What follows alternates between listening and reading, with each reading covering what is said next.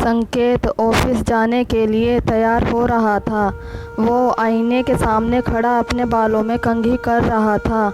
उसकी पत्नी दीक्षा किचन में गर्मा गर्म पराठे बना रही थी। तभी दीक्षा का मोबाइल फ़ोन जो उसके बिस्तर पर रखा हुआ था वो बज उठा। संकेत ने फ़ोन देखा तो उस पर डिम्पल कॉलिंग लिखा आ रहा था। उसने गंदा सा मुँह बनाया। तभी दीक्षा की आवाज़ किचन से आई। दीक्षा, संकेत मेरा फ़ोन बज रहा है। अरे देखो तो किसका है। संकेत, डिम्पल का है। दीक्षा, तो उठाओ ना, देखो तो क्या बोल रही है। लेकिन संकेत ने डिम्पल का कॉल पिक नहीं किया। इस बीच कॉल डिस्कनेक्ट हो गई। तभी एक बार फिर से डिम्पल का कॉल आने लगा। संकेत ने मोबाइल उठाया और उसे लेकर दीक्षा के पास गया। संकेत, लो तुम ही बात कर लो ना। दीक्षा, तुम भी संकेत हद करते हो। डिम्पल तुम्हारी साली है, तुम उससे ऐसे बिदकते हो जैसे कि वो तुम्हें खा जाएगी। ये कहकर दीक्षा ने फ़ोन उठाया। डिम्पल, ओए कहाँ थी तू? इतनी देर से फ़ोन क्यों उठाया? सुबह सुबह ही जीजा जी से रोमांस कर रही थी क्या? दीक्षा, अरे यार, शादी के बाद सुबह सुबह रोमांस पति के साथ नहीं, किचन में पराठों के साथ होता है। पराठे बना रही हूँ तुम्हारे जीजा जी के लिए। ऑफिस का समय हो रहा है ना। डिम्पल, सही है। सुन, मैं 3 महीने के लिए बेंगलोर आ रही हूँ, ऑफिस की ट्रेनिंग है। दीक्षा, सच? सुबह सुबह तो तुमने मस्त खुशखबरी दी है। आज बहुत दिन हो गए तुमसे मिले हुए। यहाँ मिलकर तीनों खूब मस्ती करेंगे। डिम्पल दीक्षा की मौसेरी बहन थी। दोनों बहनें कम, दोस्त ज़्यादा थी। दीक्षा ने डिम्पल के आने की बात खुशी खुशी संकेत को बताई तो उसका मुंह उतर गया। संकेत, कब आ रही है वो? दीक्षा, परसों की फ़्लाइट है उसकी। संकेत, परसों? इतनी जल्दी? कितने दिनों का प्लान है वैसे? संकेत ने ये बात ऐसे कही जिससे सुनकर दीक्षा ने उससे कहा।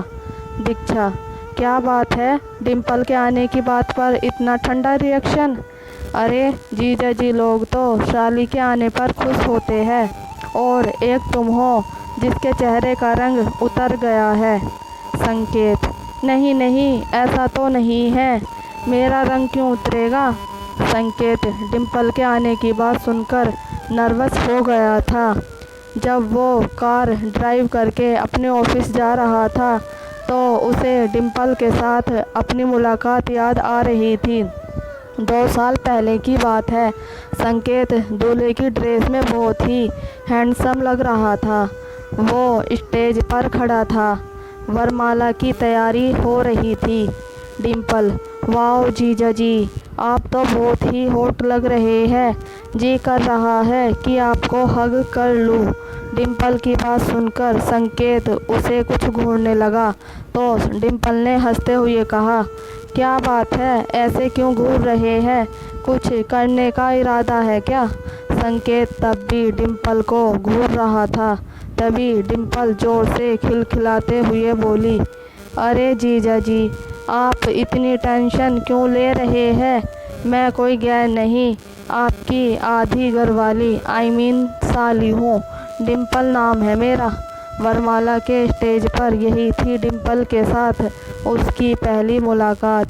बहरहाल संकेत और दीक्षा की शादी हो गई। जब वो दीक्षा को विदा करके ले जाने लगा तो डिम्पल उसके पास आई और उसके कानों में कहा, क्यों जीजा जी, रात को सोने तो दोगे ना दीक्षा को, या फिर पूरी रात? डिम्पल की बात सुनकर संकेत झेप गया। उस मुलाकात में संकेत के मन में डिम्पल की एक अलग ही छवि बना दी। फिर उन दोनों की कभी मुलाकात तो नहीं हुई, लेकिन 2-3 बार फ़ोन पर बात हुई। डिम्पल, क्यों जीजा जी?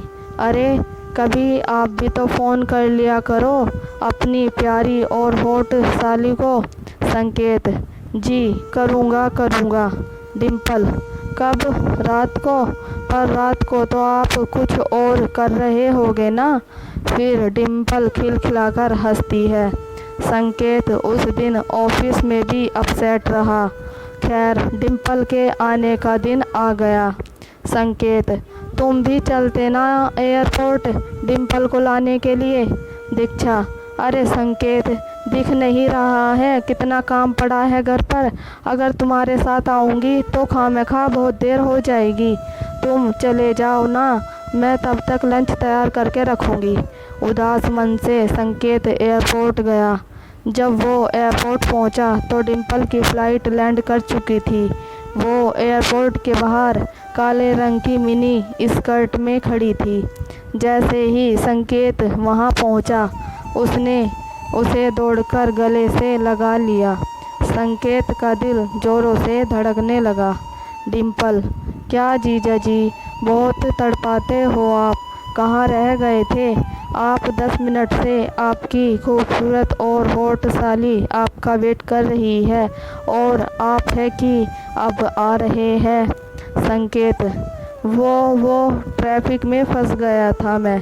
डिम्पल, अरे कभी हमारी निगाहों के घेरे में भी फंसिए ना, निकलने का मन ही नहीं करेगा आपका।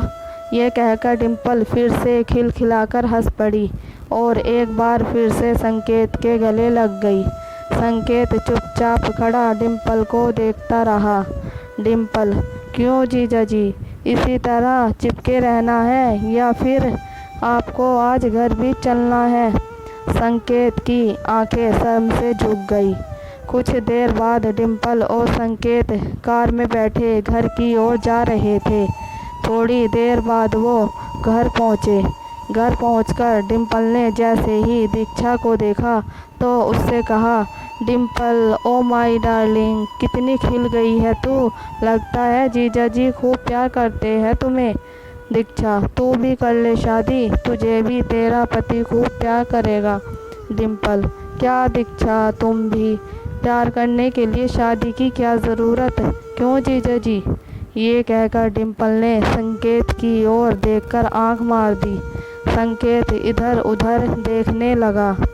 डिम्पल को आए हुए 2 सप्ताह हो गए थे और इन 2 सप्ताह में उसने कई बार संकेत को छेड़ा और कई बार तो उसके साथ ऐसी हरकत की कि उसका मन हुआ वो दीक्षा को बता दे। 2 दिन पहले की बात है, दीक्षा घर पर नहीं थी। डिम्पल बाथरूम में नहा रही थी। तभी उसने ज़ोर ज़ोर से चिल्लाना शुरू कर दिया। डिम्पल, जीजा जी, अरे जल्दी आइए, मुझे बचाइए। संकेत उस समय एक बहुत ही ज़रूरी फाइल पर काम कर रहा था, लेकिन उसने जैसे ही डिम्पल के चिल्लाने की आवाज़ सुनी, संकेत, ये तो डिम्पल की आवाज़ है, क्या हुआ उसे? वो भागा भागा बाथरूम की ओर गया। डिम्पल अब भी चिल्ला रही थी। डिम्पल, जीजा जी, बचाइए। डिम्पल ने बाथरूम का दरवाज़ा खोला। उसके कपड़े पूरी तरह से गीले थे। वो एक बार फिर से संकेत के गले लग गई। संकेत, क्या हुआ? तुम चिल्ला क्यों रही हो? डिम्पल, जीजा जी, अभी यहाँ पर एक छिपकली थी, वो मुझे घूर रही थी। संकेत, छिपकली? यहाँ छिपकली कैसे आ गई? डिम्पल, वो मुझे नहीं पता, शायद मुझे देखने का उसका मन हो। ये कहकर वो एक बार फिर से हंस पड़ी। इस बार संकेत को उसकी इस हरकत पर बहुत तेज़ गुस्सा आया। संकेत, डिम्पल देखो, ये सब मुझे अच्छा नहीं लगता, प्लीज़ ये सब मत किया करो। अगर दीक्षा को पता लग गया तो वो मेरे बारे में क्या सोचेगी? डिम्पल, दीक्षा को कौन बोलेगा जीजा जी? डिम्पल ने ये कहकर एक बार फिर अपनी एक आंख मारी। संकेत वहाँ से चला गया, लेकिन डिम्पल की इन सब हरकतों के कारण संकेत बहुत डरा और टेंशन में रहने लगा। एक दिन जब दीक्षा ने उससे इसका कारण पूछा तो संकेत ने कहा, दीक्षा, डिम्पल का बिहेवियर मुझे सही नहीं लगता है। वो कुछ अजीब सा मजाक किया करती है, मैं उसमें कंफर्टेबल फील नहीं करता हूँ। दीक्षा, अरे संकेत, तुम भी ना। अरे वो साली है तुम्हारी, वो नहीं करेगी तुमसे मजाक तो फिर कौन करेगा। एक बात और, वो हमेशा से ऐसी ही है। उसकी बातों पर इस तरह टेंस हो जाओगे तो फिर हो गया, बात आई गई हो गई। संकेत भी दीक्षा की बातों को सुनकर चुप्पी लगा गया, लेकिन उस रात की घटना ने संकेत की चुप्पी तोड़ दी। असल में कुछ दिनों से दीक्षा की तबीयत ठीक नहीं चल रही थी। उस रात दीक्षा को दवा देकर संकेत गैलरी में टहल रहा था, क्योंकि उसे नींद नहीं आ रही थी। तभी डिम्पल वहां आ गई। डिम्पल, क्या हुआ जीजा जी, नींद नहीं आ रही है क्या। संकेत, हाँ थोड़ा सिर में दर्द है। डिम्पल, अरे तो मुझे बोला क्यों नहीं। रुकिए, मैं अभी आपको बाम लगा देती हूँ। संकेत, अरे नहीं नहीं, मुझे इसकी ज़रूरत नहीं है। लेकिन डिम्पल कहाँ मानने वाली थी। वो बाम की शीशी ले आई और संकेत को ज़बरदस्ती बैठाकर उसके सिर में बाम लगाने लगी।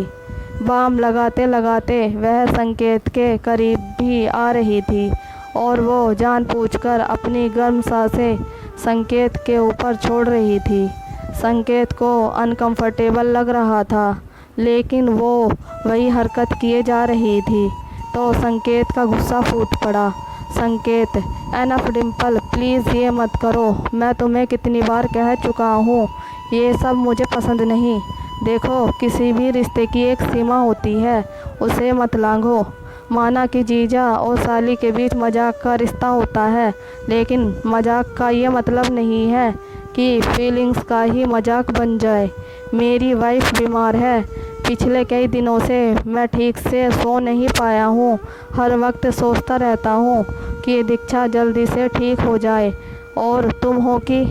संकेत ने इतनी ज़ोर से यह सब कहा कि दीक्षा बाहर आ गई। संकेत, अरे दीक्षा, तुम क्यों बाहर आ गई।